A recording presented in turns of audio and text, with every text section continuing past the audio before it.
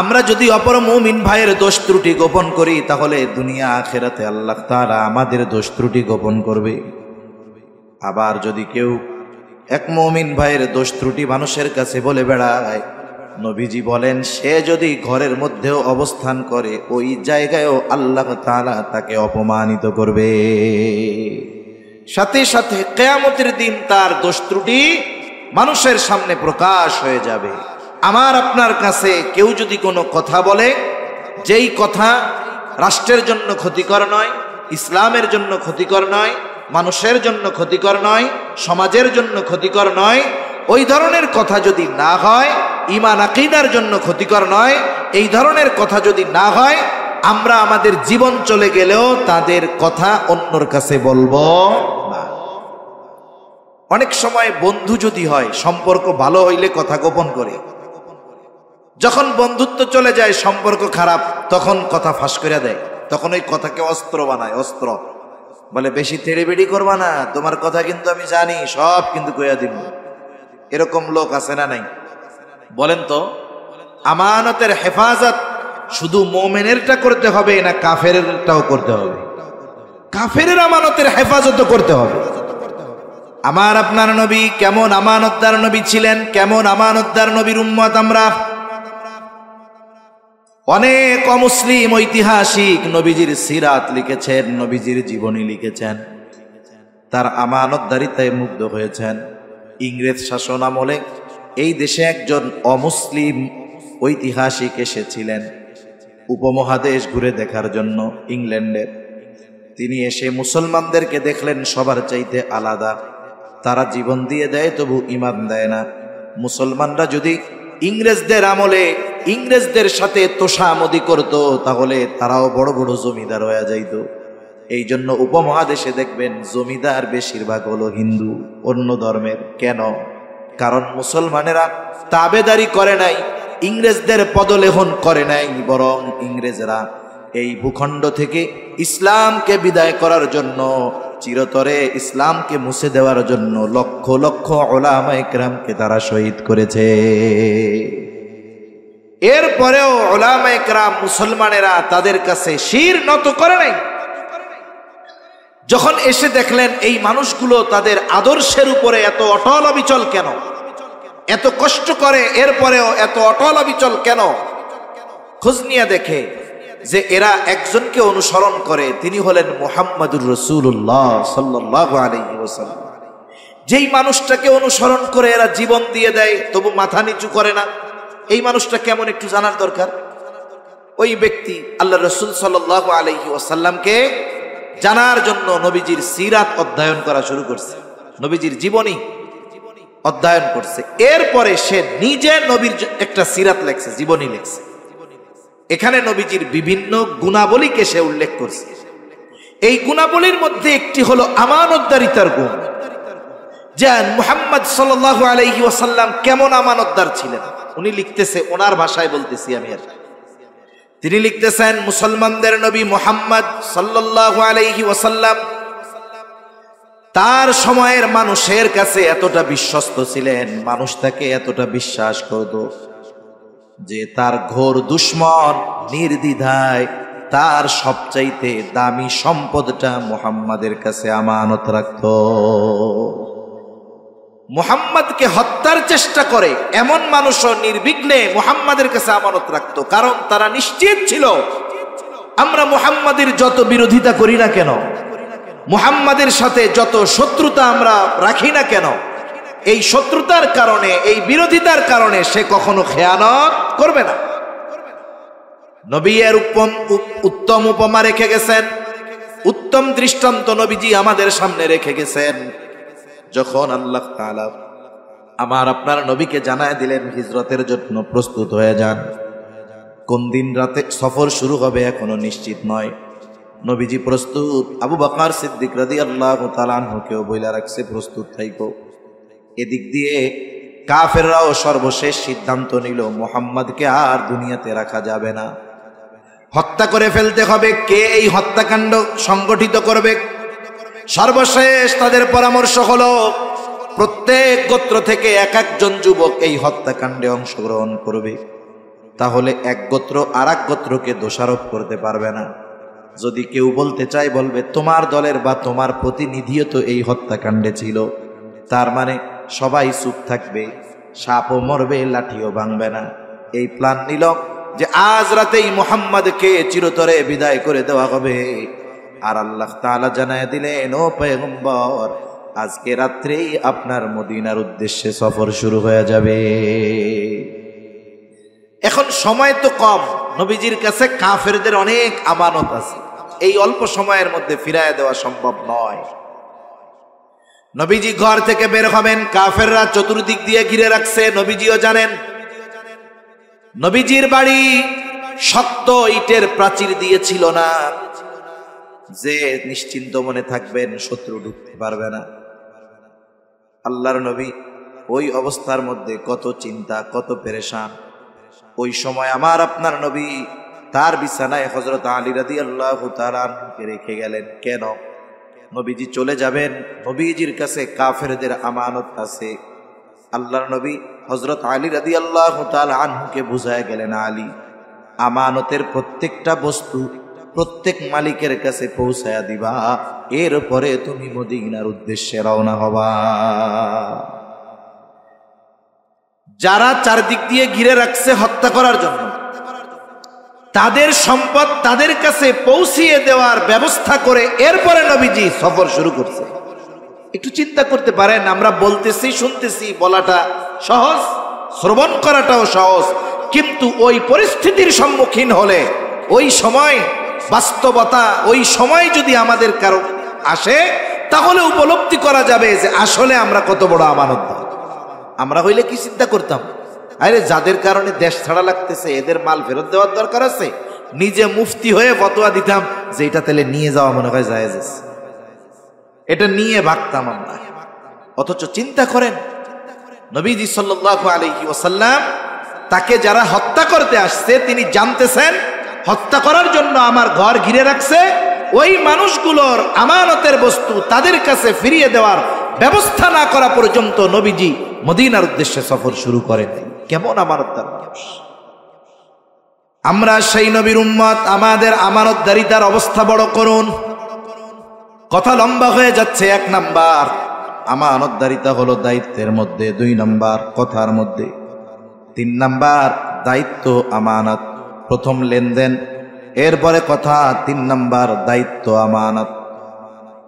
আমার আপনার উপরে দেওয়া ছোট বড় সব দায়িত্ব আমানত। সরকারি দায়িত্ব হোক, বেসরকারি দায়িত্ব হোক, বড় দায়িত্ব হোক, ছোট দায়িত্ব হোক, সব ধরনের দায়িত্ব আমানত। আর আফসোসের বিষয়, এমন একটা সময় ছিল মানুষ যখন দায়িত্ব নিতে চাইতো না, দায়িত্বকে বোঝা মনে করত, দায়িত্ব দিতে চাইলে ভয়ে এলাকা ছাইড়া চইলা যাইত। কিন্তু এখন এমন এক জামানা আমরা অতিবাহিত করতেছি, এই জামানায় মানুষ দায়িত্ব নেওয়ার জন্য প্রতিযোগিতা করে। সারা দেশেই যখন দেখবেন যে কোনো নির্বাচন, মনে করেন ইউনিয়ন পরিষদ নির্বাচন হবে, এখন দেখবেন 30 জন দাঁড়ায় গেছে, খালি দোয়া চাই না আপনাদের এলাকায়? দোয়া চাই আর কি বলে যে অমুক মার্কায় ভোট দিয়ে আপনাদের বা জনগণের খেদমত করার সুযোগ দেন, সেবা করার সুযোগ দেন। এখন একজন চেয়ারম্যান হয়েছে, 3 কোটি 4 কোটি 5 কোটি টাকা খরচ করে চেয়ারম্যান হয়। একজন 5 কোটি টাকা খরচ করে চেয়ারম্যান হইল। এখন উনি চেয়ারম্যান হয়েছে কেন? পোস্টারে লেখছে কি, জনগণের সেবা করার সুযোগ দেন, এই জন্য উনি চেয়ারম্যান হইতে চায়। বলেন তো, উনি যেহেতু 5 কোটি টাকা খরচ করে চেয়ারম্যান হইতে পারলো, ওনার মূল উদ্দেশ্য যদি হইতো মানুষের সেবা, ওনার কি চেয়ারম্যান হওয়া লাগতো? যার এত টাকা আছে, মানুষের সেবা করতে কি চেয়ারম্যান হওয়া লাগে?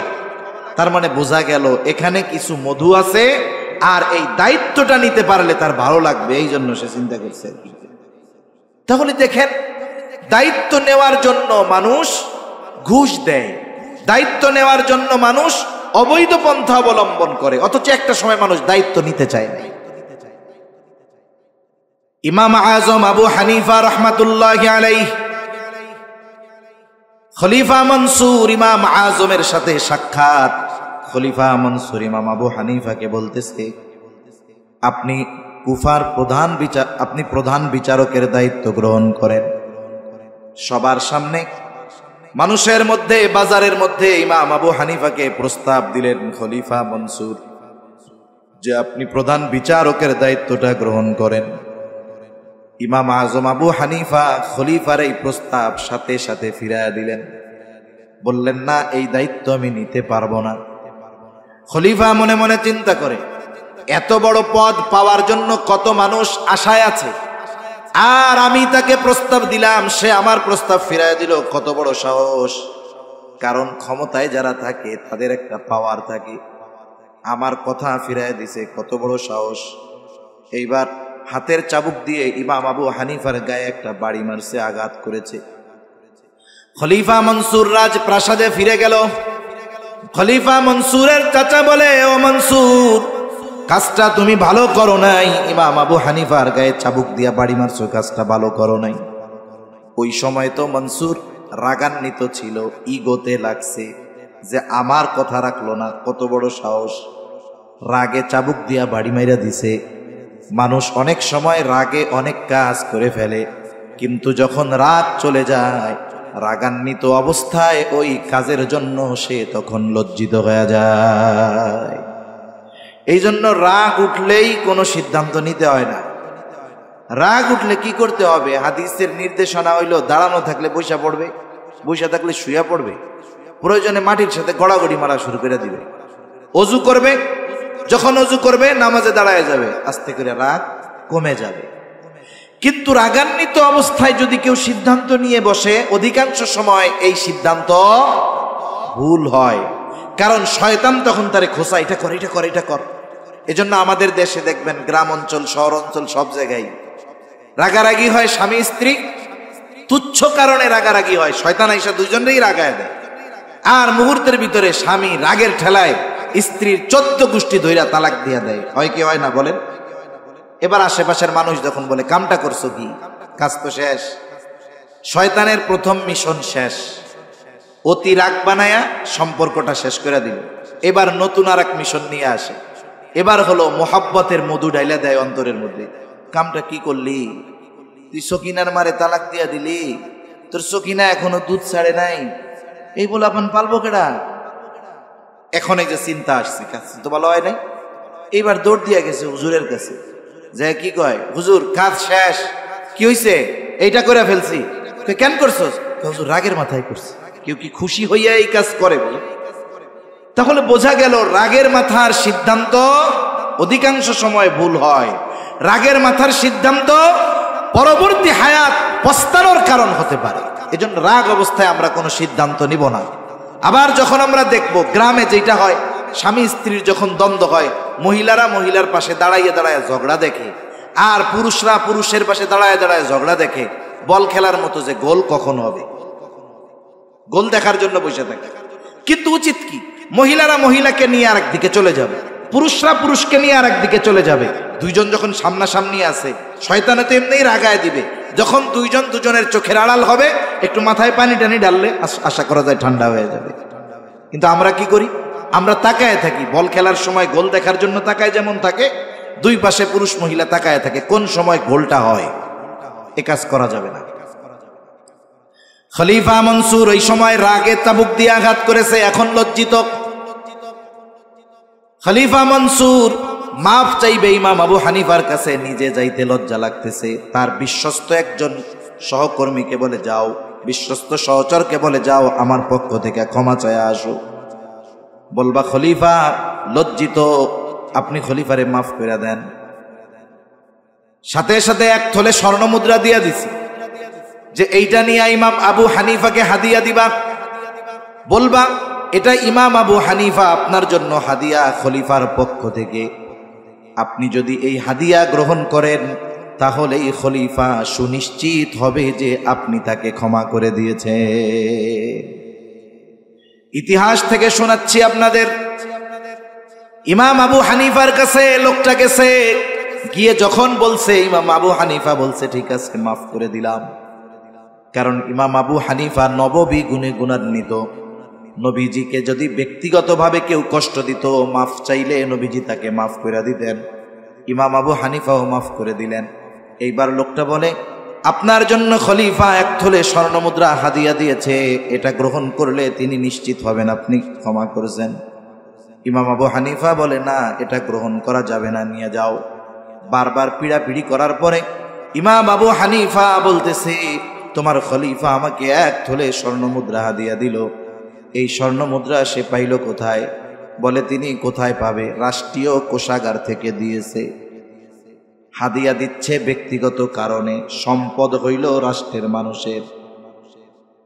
ইমাম আবু হানিফা বলে, নাও, এটা ফেরত নিয়ে যাও, এটা রাখার উপায় নাই। লোকটা বলে, আপনি রাখেন, ব্যবহার করেন না, অন্যদেরকে দিয়া দিয়ে। ইমাম আবু হানিফা বলতেছে, তোমার কাছ থেকে এটা আমি গ্রহণ করবার পর আমি নিজের জন্য খরচ করি নাকি অন্যকে দিয়ে দেই, বিষয় এটা নয়। খলিফা জানবে ইমাম আবু হানিফা আমার দেওয়া হাদিয়া গ্রহণ করেছে। এইবার ইমাম আবু হানিফা আর একটু কঠোরতা অবলম্বন করে বলতেছেন, শোনো, এটা তুমি খলিফাকে ফেরত দিবা, সাথে এটাও জানায় দিবা রাষ্ট্রীয় কোনো সম্পদ ব্যক্তিগত কাজে ব্যবহার করার অধিকার তার নাই। এই রাষ্ট্রের সম্পদ তার কাছে আমানত, তাকে এই সম্পদ রক্ষণাবেক্ষণের দায়িত্ব দেওয়া হয়েছে। তার জন্য যতটুকু ভাতা নির্ধারিত আছে এর চাইতে 1 টাকা বেশি নেওয়ার অধিকার তার নাই, খেয়ানত হবে। লোকটা এবার খলিফার কাছে চলে গেছে। ইমাম আবু হানিফা যা কিছু বলছে আর একটু রসকস মাখায়া খলিফার সামনে উপস্থিত করছে। কিছু মানুষ আছে দেখবেন মিথ্যারে এত সুন্দর করে কইতে পারে যে কান্নাও চলে আসে। কিছু মানুষ আছে না, এত সুন্দরভাবে মিথ্যা কথা বলবে, আপনি অবাক হয়ে যাবেন, সত্য এত সুন্দর লাগে না। মিথ্যাকে একটা শৈল্পিক রূপ দিয়ে দেয়, কিছু মানুষ আছে এরকম। যখন গিয়া বলছে খলিফা আগের চাইতে আরো ক্রোধান্বিত হয়ে গেছে, রাগান্বিত হয়ে গেছে। পাইক পেয়াদারকে বলতেছে, কত বড় সাহস, আমার ব্যাপারে এমন কথা বলে, যাও ওনারে আটকায় জেলখানার মধ্যে আটকাও। জেলখানার মধ্যে আটকায় দেওয়া হলো ইমাম আবু হানিফাকে। প্রতিদিন চাবুক দিয়ে আঘাত করা হতো আর বলা হতো, আপনি যদি প্রধান বিচারকের দায়িত্ব গ্রহণ করেন ছেড়ে দেওয়া হবে। ইমাম আবু হানিফা দায়িত্ব গ্রহণ করেন নাই।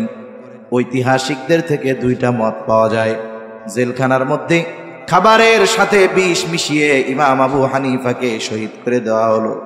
আর এক বর্ণনা, ওনাকে পাঠায় দেওয়া হলো যখন অবস্থা খারাপ, ওনাকে গৃহবন্দী করে ফেলা হলো। ওনাকে জিজ্ঞাসা করা হয়েছে তখন, আপনার উপরে এত জুলুম, এত অত্যাচার হলো, যেই দায়িত্ব গ্রহণ করার জন্য এই জুলুম অত্যাচার, অথচ ওই দায়িত্ব গ্রহণ করার জন্য যত যোগ্যতা দরকার সব আল্লাহ তাআলা আপনাকে দিয়েছেন, আপনি তাহলে এত জুলুম সহ্য করলেন কিন্তু দায়িত্ব নিলেন না কেন?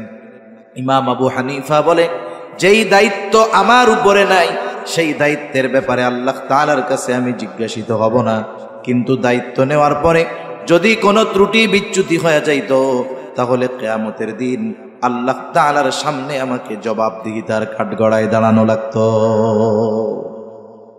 যেমন যেই সরকার ক্ষমতায় থাকে, মনে করেন যেই দেশের যে কোনো এক দেশের সরকার প্রধান, রাষ্ট্রপ্রধান, যে ওই রাষ্ট্রপ্রধানের দলের কোনো লোক প্রত্যন্ত অঞ্চলে গ্রামের মধ্যে যদি কোনো অন্যায় করে, বলেন তো এই অন্যায়ের দায় রাষ্ট্রপ্রধান এড়াইতে পারে? কারণ সে তার অধীনস্থ লোক, সে অপরাধ করছে, বলা হয় কি যে এটা রাষ্ট্রপ্রধানের লোক বা প্রধানমন্ত্রীর লোক, প্রেসিডেন্টের লোক, এমপি সাহেবের লোক। তার মানে দেখেন, আমার কোনো অধীনস্থ যদি অন্যায় করে এই অন্যায়ের দায়ভার আমার উপরে চলে আসে। ইমাম আবু হানিফা দায়িত্ব গ্রহণ করেন নাই, কারণ তিনি জানেন দায়িত্বটা আমানত। আবু দাউদের হাদিস, নবীজি বলেন, তোমাদের মধ্যে যখন কাউকে কোনো দায়িত্ব দেওয়া হয় সে যদি ওই দায়িত্বের সুচ পরিমাণ খেয়ানত করে, সুচ পরিমাণ, নবীজি বলেন কিয়ামতের দিন ওই লোকটা খেয়ানতের বোঝা নিয়ে আল্লাহর সামনে হাজির হবে। এজন্য ছোট বড় সকল ধরনের দায়িত্ব যেটা আমার উপরে অর্পিত হয়েছে, এই ধরনের দায়িত্বগুলো আমরা যথাযথভাবে পালন করব, সেটা যে কোনো দায়িত্ব হতে পারে। 4 নম্বর, সময়টা আমানত। আপনি অফিসে চাকরি করেন, ডিউটির টাইমটা কিন্তু আমানত। এই সময়ের মালিক আপনি না। ওই সময়ে কর্তৃপক্ষ বা মালিকের অনুমতি অনুমোদন ব্যতীত ওই সময় নিজের কাজে ব্যবহার করা বৈধ নাই। অনেক বুজুর্গ মাদ্রাসায় পড়াইতেন, সময় হিসাব করে বেতন নিতেন। ক্লাস টাইমে যদি কোনো সময় নিজের ব্যক্তিগত কাজে ব্যবহার করতেন, হিসাব করে ওই সময়ের অর্থ তিনি গ্রহণ করতেন না। এইরকম বুজুর্গ এই পৃথিবী থেকে অতিবাহিত হয়েছে। সন্তান সন্ততি আমানাত, জান মাল আমানাত, শরীয়তের সকল বিধিবিধান আমানাত। আল্লাহ তাআলা বলেন, ইন্না আরাদনাল আমানাতা আলাস সামাওয়াতি ওয়াল আরদি ওয়াল জিবাল ফাআবাইনা আন ইয়াহমিলনাহা ওয়া আশফাকনা মিনহা ওয়া হামালাহাল ইনসান। আল্লাহ তাআলা বলেন, আমি এই আমানত আসমানের কাছে, জমিনের কাছে, পর্বতের কাছে পেশ করলাম। তারা ভীত শঙ্কিত হয়ে গেল। ওয়া হামালাহাল ইনসান, মানুষ এই আমানত গ্রহণ করলো। কি সেই আমানত? মুফাসসিরিনে কেরাম বলেন সেই আমানত হলো কোরআন। কেউ কেউ বলেন সেই আমানত হলো শরীয়তের সকল বিধিবিধান। একই কথা। তার মানে আল্লাহ তাআলার যত আদেশ নিষেধ আছে, প্রত্যেকটা আদেশ নিষেধ আমাদের কাছে আমানত। করণীয় বিষয়গুলো আমানত, বর্জনীয় বিষয়গুলো আমানত। এখন মনে করেন নামাজ পড়ার নির্দেশ দিয়েছেন কে? আল্লাহ। এখন নামাজ পড়লো না, আদেশ ছিল আল্লাহর পড়ার, পড়ে নাই, তার মানে আদেশ অমান্য করছে। প্রথমত এই যে আদেশ অমান্য করার মাধ্যমে সে খেয়ানত করলো। 2 নাম্বার, নামাজ না পড়ার কারণে তো একটা শাস্তি আছে, এটা তার জন্য প্রাপ্য হয়ে গেল। নিষেধ, হারাম খায়ও না, সুদ খেও না, ঘুষ খেও না, অন্যের মাল খেও না। এখন একজন সুদী কারবারি করে, এই যে নিষেধটা আমানত ছিল, নিষেধ অমান্য করার কারণে প্রথমত কি হলো? খেয়ানত হলো। এরপরে সুদ খাওয়ার কারণে যেই গুনাহ, এটা তো তার জন্য আছেই। আমানতের বিষয়ে এতটুকু যদি আমরা খেয়াল রাখি যথেষ্ট। 1 নাম্বার আমরা জেনেছি, আমরা লেনদেনের মধ্যে আমানতদার হব, কথাবার্তার ক্ষেত্রে আমানত রক্ষাকারী হব, দায়িত্বের ক্ষেত্রে আমানতদার হব, সময়ের ক্ষেত্রে আমানতদার হব, সম্পদের ক্ষেত্রে আমানতদার হব, জানের ক্ষেত্রে আমানতদার হব, শরীয়তের বিধিবিধানের ব্যাপারে আমানতদার হব। এই যে আমাদের স্ট্রাকচার দেহ, এটাও আল্লাহ তাআলার পক্ষ থেকে আমানত। এই দেহের খেয়ানত কেমনে হয়, অঙ্গ প্রত্যঙ্গের খেয়ানত কেমনে হয় বলে, গুনাহ করার মাধ্যমে খেয়ানত হয়। আল্লাহ তাআলা এই জন্য বলেন, ইয়ালামু খাইনাতাল আয়ুন ওয়া মা তুখফিস সুদূর। আল্লাহ তাআলা বলেন, তিনি জানেন তোমরা চোখের কি খেয়ানত করো আর অন্তরের মধ্যে কি লুকায় রাখো, তথা অন্তরের কি খেয়ানত করো, সেটাও আল্লাহ তাআলা জানেন। এই বিষয়গুলো যদি আমরা আমানতদারিতার সাথে হেফাজত করতে পারি, গুনার থেকে যদি নিজেদেরকে বাঁচাতে পারি, তাহলে পরিপূর্ণ আমানতদার মুমিন হওয়া আমাদের জন্য সম্ভব। আল্লাহ তাআলা এই আয়াতে ওয়াজ যেন কয়টা করছিলেন মনে আছে আপনাদের? 2টা। কয়টা? ঘুমাই গেছেন নাকি? আমার সময় ঘুম আসতে পারে, কিন্তু আমার পরে ইমান দীপ্ত, তেজ দীপ্ত, বলিষ্ঠ কণ্ঠস্বর আমাদের প্রিয় ভাই মুফতি নোমান কাসেমি সাহেব আসতেছে। এখন জিমাইলেও ওই সময় আপনি জিমাইতে চাইলেও পারবেন না। তা জিমানো যদি লাগে একটু আমার সময় জিমাই নিয়ে নেন। তা আমরা আল্লাহ তাআলা এই আয়াতে কয়টা নির্দেশনা দিয়েছেন আমাদের? 2টা। একটা হল আমানতদারিতার ব্যাপারে, 2 নাম্বার ওয়া ইযা হাকামতুম বাইনান নাসি আন তাহকুমু বিল আদল। তোমরা যখন মানুষের মধ্যে বিচার আচার করবা, ন্যায় বিচার করবা। আমরা মনে করি কোর্টের বিচারক শুধু বিচার করবে, আমরা তো আর বিচারক পদ নাই, আমরা ন্যায় বিচার কেমনে করব? অথচ বাস্তবতা হলো 2 জন মুমিনের মধ্যে সমাধান আপনার আমার কাছে আসছে, এখানেও আমাকে ন্যায়পরায়ণতার দৃষ্টান্ত রাখতে হবে, পক্ষপাতিত্ব করা যাবে না।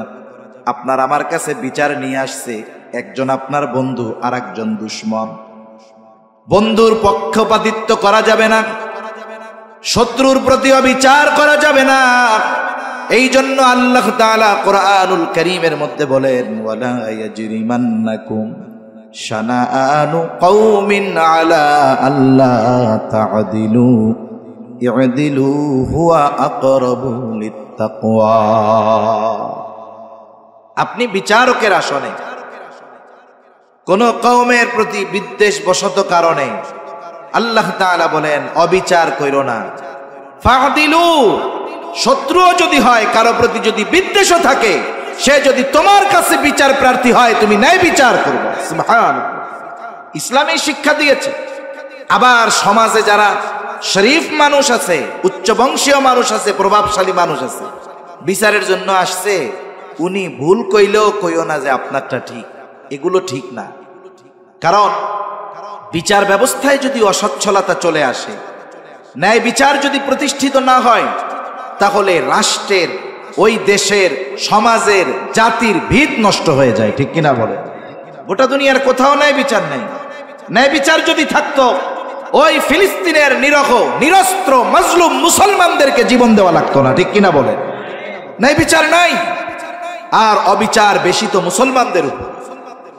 আর এই অবিচার বেশি হওয়ার সুযোগ মুসলিম রাষ্ট্রপ্রধানরাই বেঈমানদেরকে করে দিয়েছে। ঠিক কিনা বলে? এজন্য আজকের প্রত্যেকটা জালেমের উপর জালেমের বিচার হবে একদিন, প্রত্যেকটা মজলুম তার উপরে জুলুমের ন্যায় বিচার পাবে। মানুষ কতটা ব্যথা পেলে, কষ্ট পেলে। সেদিন দেখলাম ফিলিস্তিনের এক মা আল্লাহর রসুলকে বলতেছে, আল্লাহর রসুল, আপনি আরবদের জন্য সুপারিশ করেন, আরবদের জন্য সুপারিশ করেন না। একটা মানুষের অন্তরে কত ব্যথা, কত কষ্ট লাগলে এই কথা বলতে পারে। তাহলে শত্রুও যদি আমাদের কাছে ন্যায় বিচার প্রার্থী হয়, বিচার প্রার্থী হয়, আমরা শত্রুর সাথেও ন্যায় বিচার করবো ইনশাআল্লাহ। দুইটা উপমা দিয়ে আমি আলোচনা শেষ করে দিব। ন্যায় বিচার মেনে নেওয়ার ইচ্ছা আগে আমাদের থাকতে হবে। আমি যখন বিচারকের কাছে যাব, আমার এই চিন্তা, এই ইচ্ছা থাকতে হবে, রায় যদি আমার বিপক্ষেও যায়, আমি এই ন্যায় বিচার মেনে নিব। এটা যদি আমাদের মধ্যে না থাকে, তাহলে সমস্যা। আমরা একটু প্রভাবশালী হলে, ন্যায় বিচার যদি আমার বিপক্ষে রায় যায়, ওই ন্যায় বিচার মানতে রাজি নাই। আমি চাই সব সময় আমার পক্ষে হবে সব ফয়সালা, এটা ঠিক না। খলিফাতুল মুসলিমিন হযরত ওমর রাদিয়াল্লাহু তাআলা আনহু, উনি বাজার থেকে একটা ঘোড়া কিনছে, খুব সুন্দর মতো দেখা টেখা কিনছে, বেচা কেনার চুক্তি সব শেষ, বেচা কেনার মজলিস শেষ। উনি ঘোড়া নিয়ে বাজারের বাইরে গেছে, উঠতে গেছে, এখন দেখে ঘোড়ার পায়ে সমস্যা। ঘোড়া নিয়ে ফেরত আসছে, তুমি আমার এই খারাপ ঘোড়া দিছো কেন? বলে না, আমি আপনাকে ভালো ঘোড়া দিয়েছি। বলে না, তুমি খারাপ ঘোড়া দিয়েছো। ইয়াহুদি তর্ক করতেছে অর্ধজাহানের খলিফার সাথে। এইবার খলিফাতুল মুসলিমিন বলেন, তোমার আর আমার মধ্যে এই দ্বন্দ্ব নিরসনে তুমি একজনকে ফয়সালাকারী হিসাবে নির্ধারিত করো। ইয়াহুদি তার ধর্মের কাউকে ফয়সালাকারী মনোনীত করে নাই, ওইখানে ছিল সুরাই। বলে, খলিফা, সুরাই আমার আর আপনার মধ্যে এই সমস্যার সমাধান করে দিবে। এইবার সুরাইকে ফয়সালাকারী মানা হলো, দুজনেই রাজি, অসুবিধা নাই। সুরাই এবার বাদী বিবাদী দুইজনের অভিযোগ সম গুরুত্ব দিয়ে শুনলেন। নবীজির হাদিস, যখন কেউ বিচার প্রার্থী হবে, বাদী বিবাদী উভয়ের কথা সম গুরুত্ব দিয়ে শুনতে হবে। উনি দুইজনের কথাই শুনলেন। এইবার খলিফাতুল মুসলিমিনকে জিজ্ঞাসা করতেছে, আপনি কি চান? বলে, ঘোড়াটা আমি এখন ফেরত দিতে চাই। বলে, সে ঘোড়া ফেরত নিতে বাধ্য, কোনো অসুবিধা নাই। তবে আপনি যখন ঘোড়া তার কাছ থেকে কিনেছিলেন, টাকা দেওয়ার আগে যখন ঘোড়া আপনি দেখতেছিলেন, তখন কেমন ছিল? বলে, হ্যাঁ, তখন তো সব কিছু ঠিকঠাক ছিল। এইবার যখন বাজারের বাইরে নিয়ে গেলাম, গিয়ে দেখি ঘোড়ায় উঠতে গেছি আর ঘোড়ার পায়ে সমস্যা। বলে, খলিফাতুল মুসলিমিন, আপনি যখন ঘোড়া কিনছেন তখন তো ভালোই ছিল। বলে, হ্যাঁ। বলে, সে ফেরত নিতে বাধ্য, তবে ওই সময় আপনি যেমন ঘোড়া তার হাত থেকে বুঝে নিয়েছেন, তার হাতে আপনাকে তেমন ঘোড়াটাই ফেরত দিতে হবে। এখন বলেন তো, এই বিচারে ফয়সালা খলিফার পক্ষে গেছে না বিপক্ষে গেছে? আমাগো দেশের যদি কেউ হইতো, খলিফা প্রধানমন্ত্রী না, পাতি নেতা হইলেই সেরাত করে উঠতো, সেত করে উঠতো আর কি। গরম তেলের মধ্যে পানির ছিটা পড়লে দেখছেন কেমনে, ওই রকম। এটা আমার পক্ষে রায় দিলেন না, আপনি বিচারক, এই দেশে কেমনে থাকেন আপনারা দেখে যান, জান নিয়ে পাইসা থাকা আপনার কষ্ট হয়ে যাইব, আমার বিপক্ষে রায় দিলেন। খলিফাতুল মুসলিমিন রাগ হন, একটু পরেই তিনি বলতেছেন, হ্যাঁ এটাই ন্যায় বিচার, এটাই ন্যায় বিচার। এই যে ন্যায় বিচার হলো, খলিফার বিপক্ষে রায় গেল, এবার যিনি ফয়সালা করলেন তাকে কি করা হবে? পুরস্কার দেওয়া হলো, ন্যায় বিচারের পুরস্কার। কি পুরস্কার? বলে তুমি আজই চলে যাও কুফা, প্রধান বিচারকের আসন খালি, আমি তোমাকে আজকে থেকে কুফার প্রধান বিচারকের দায়িত্ব দিয়ে দিলাম।